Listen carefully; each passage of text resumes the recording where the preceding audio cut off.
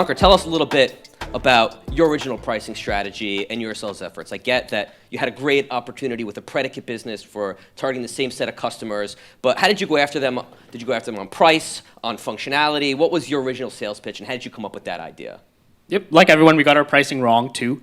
We started by charging people 15% of their sales. We were competing with Udemy, we actually got very, very fortunate right when we got started. Udemy changed their pricing from 30% to 50%, and what that did is that pissed off an entire community of people. So as then, it was a great timing for us. We were like, hey, you don't want to pay 50%, how about you pay 15%? And that's how we lured our first customer, who was one of Udemy's top sellers, Mark Lassoff, still with us.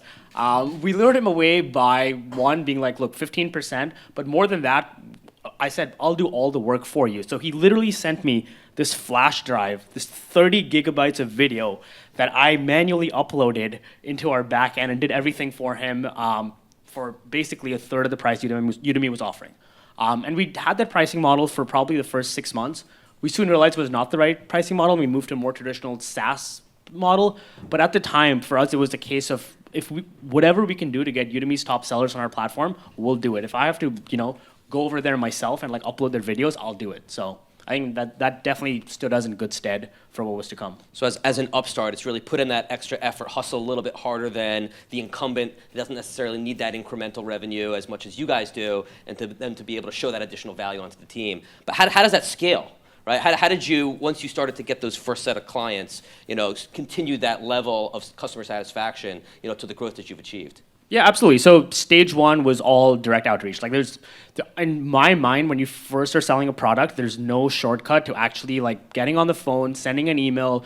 I took a flight, do whatever possible to get your first 20, 50, 100 customers. Once that started working, we tried to think about how to systematize it. So then we built systems where if you launched a course on Udemy or Skillshare or whatever, we would find out who you were and run automated outreach to you.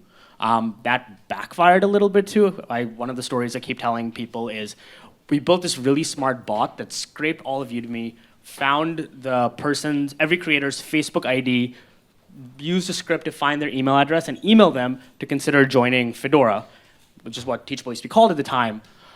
What this script did is it scraped Udemy. The first Udemy course was created by the Udemy founder, so it emailed the Udemy founder telling him to move his course over. So the script misfired a little. Did he sign up for Fedora? We actually wrote a very polite email saying, I wish you the best of luck, but I'm not moving from Udemy at this time. So there were a few missteps along the way, but we tried to systematically scale that.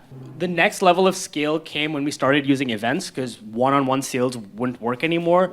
So what we did is we'd try and get anyone who was vaguely interested to start attending a weekly workshop, which was basically like a webinar, one-to-many sales. That helped us, kind of hit our second level of growth. Our third level of growth happened when we started using influencers and other creators, basically people that were business leaders, and used them to promote our platform. Those are kind of the three levels at which each level unlocked kind of a new phase of growth.